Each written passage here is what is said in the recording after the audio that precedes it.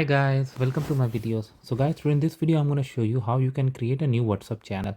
Before I proceed further, if you're not already subscribed to my channel, please go and subscribe right now.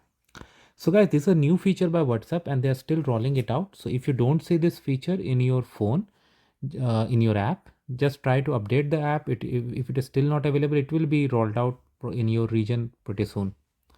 So in front of you, I've opened WhatsApp and in updates, you see the channels. So if you click on plus sign, you have two options: create channel, find channel. Some of you may just see find channel, but create channel. So what are the features?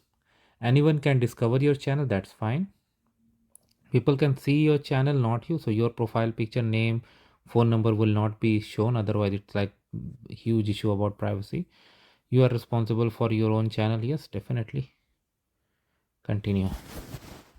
uh it's a name, so I'm gonna put a name, helping all.